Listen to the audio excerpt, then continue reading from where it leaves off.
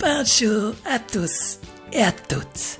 Je me présente Agnès Trading Analyst et on se retrouve pour une nouvelle vidéo de crypto-monnaie. Ça va, j'ai bien présenté? Non. Je peux continuer. Désolé, mais vous manquez d'expérience, cruellement d'expérience pour gérer tout ça. On parle d'une chaîne crypto sérieuse. Tenez, par exemple, le RSI, c'est quoi? C'est le Relative Strength Index. Il a été créé en 1978 par G. Wellness VD. Ah bon? Je veux dire, ouais, c'était une question plutôt facile débutant, on va passer à un niveau supérieur. Quel était le prix du Bitcoin 15 mars 2022, 16h22, 03 secondes, fuseau horaire Jakarta, vous avez 10 secondes. Eh bien, je sais pas, CryptoSauce. Bah voilà, vous voyez bien que malheureusement le trading pro, c'est pas encore quelque chose qui est à votre portée. On va commencer par le semaine, mais petite annonce avant. Je vais faire une petite pause de environ une semaine. Alors attention, je vais quand même faire 2-3 vidéos cette semaine, je pense que ça sera 2.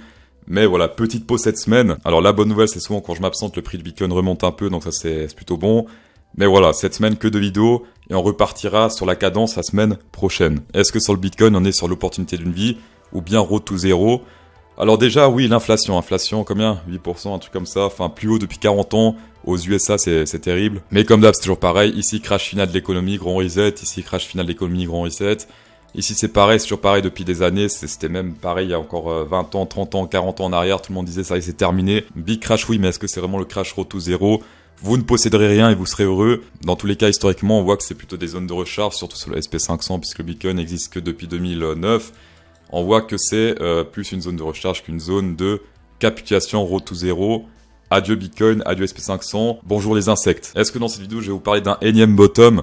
Hop, on a pété celui ici, on cherche un plus bas. Hop, on a pété celui ici, on cherche un autre plus bas. Hop, et ainsi de suite, on fait des escaliers. Non, d'accord, ce bottom ici, le EMA 200, ça fait depuis le cours, je vous parle de cet EMA 200 ici. Le cours, je l'ai fait en décembre. En décembre, le prix, c'était ici vers les... On était vers les 55 000, d'accord, dans cette zone-là, donc c'était très haut. Et depuis cette zone-là, je vous parlais de cette zone de recharge ici, qui est sur l'EMA 200. Actuellement, l'EMA 200 est vers les 22 736 $. On a également ici le Shoppiness Index qui est déchargé, c'est-à-dire quoi? C'est-à-dire qu'il aura besoin de se recharger pour refaire un gros move ici, donc peut-être range pour recharger, ensuite beam to the moon. Ou bien, qui sait, to zero, hit the bucks, voilà. Aujourd'hui, qu'est-ce qui se passe? Ce range gigantesque ici, on vient de le péter à la baisse hier soir. Première fois qu'on clôture ici sous ce range. On avait fait des tiges, mais jamais clôturé, voilà. On a également ce broadening pattern, ce mini broadening pattern qui a pété à la baisse. Pour la target du broadening pattern, on prend ici parce que là, il ne touche pas le top, donc on fait la hauteur ici. Hop, et on met ça sur le breakout. Target ici vers les 23 705. Sur le RSI, on peut voir une sorte de support en train de se former. On a fait que 2 retests, donc c'est pas un truc incroyable. On peut simplement prendre un double top et également faire une sorte de support. Genre celui-ci là me paraît plus crédible puisqu'on a fait beaucoup plus de rebonds qu'ici on a fait que 2. On voit également aujourd'hui que le Shoppiness a pris sa décision ici. Qu'est-ce qui se passe? Divergence bear, pas divergence bull ici, confirmé. On se pète la gueule, Shoppiness se décharge. Énorme move à la baisse, donc ça c'est magnifique. Est-ce qu'on peut voir des divergences bull? Oui, potentiellement ici sur le VMC puisque là c'est en train de monter, là ça descend. Sur le prix, là ça monte. Attention, pas confirmé, il faut une boule verte ici. Ou bien une clôture de bougie verte au-dessus d'une ouverture de bougie rouge, ça également se fonctionne. Donc là si on clôture au-dessus de... si cette bougie clôture actuellement comme ça et qu'on clôture au-dessus de cette bougie-là, divergence boule confirmée, pour l'instant c'est pas le cas. Actuellement, qu'est-ce qui se passe? C'est bien un gros Burj Khalifa ici vers les 29 700, autour des 30 000 même, on peut dire, ouais, vers les 30 000.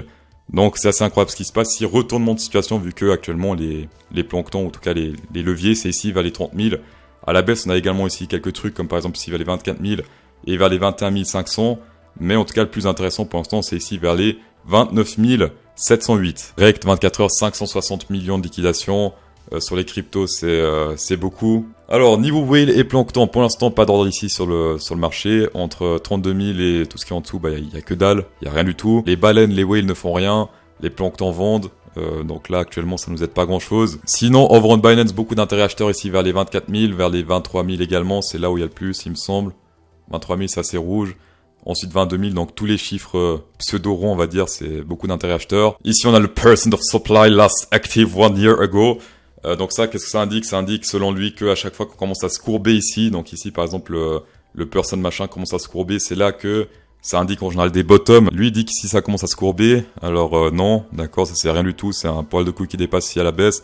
Tout comme ici, on a un poil de couille à la baisse, tout comme ici, tout comme partout, en fait. Donc oui, ça se courbe, mais c'est pas confirmé du tout. Alors attention, je dis pas que c'est pas le bottom, mais c'est trop tôt pour dire que ici ça commence à se courber sur ce graphe. Ici on a un joli graphe des gens en perte. En général, le bottom c'est vers les Ici vers les 50% plus ou moins, c'est ça? Ici le top c'est quoi? Ouais, environ 50%. Ici c'était un peu plus haut. Ici on était carrément sur du 58.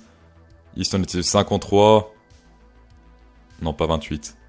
Ici, 51. Si on zoome sur ce graphe, on est sur du 48% de gens en loss, ce qui est plutôt intéressant, sachant que en général les bottoms c'est autour des 50%, un peu plus de 50%. Hier après-midi, petit fake rebond ici sur le Bitcoin. On l'a cramé, pourquoi? Parce qu'ici sur le Open Interest ça continue à descendre. Pour l'instant ça descend avec le Open Interest, donc pas d'anomalie ici sur l'Open Interest. Le funding rate, qu'est-ce qui se passe? Gentiment mais sûrement. Ah non, pour l'instant on est vraiment dans le négatif ici.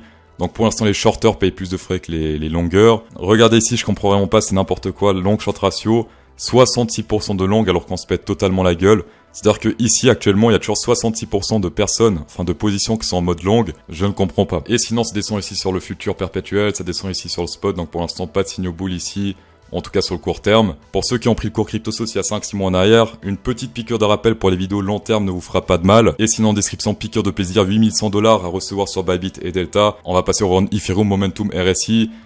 La zone verte sur la RSI c'est quoi? C'est zone de recharge long terme en semaine-ly. Ici zone de recharge, ici on teste pas, ici on teste zone de recharge. Ici c'est recharge aussi, ici crash Covid recharge. Ici on est sur un échec vu que ici recharge et puis après fake pump to the ground, d'accord? Et ici on est de nouveau totalement en zone de recharge. On est il me semble sur un creux historique sur le Ethereum, regardez ça. RSI creux historique. Vous pouvez en faire ce que vous voulez de cette info, sachez que c'est un fait ici over on Ethereum en semaine-ly sur le RSI. Sinon également en 4 heures on a ce range ici pété à la baisse. On a également ici sur le RSI un support ascendant pété à la baisse également. On a fait le petit fake pump hier, à peine rebondi sur cette résistance, on n'a même pas testé après hop to the ground. Sinon également attention au dollar index qui est en train de vous pump à la hausse.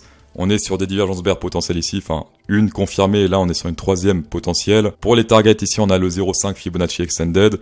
Et attention la prochaine zone ici danger 0,618, 0,666 vers les 105,78 ici zone danger. Et divergence annulée si on pète ici sur le RSI ce niveau là vers les 74,60. Dans tous les cas, merci d'avoir checké cette vidéo, c'est toujours un plaisir. Spécial go 10% de rabais avec CryptoSauce 10, tapez dedans.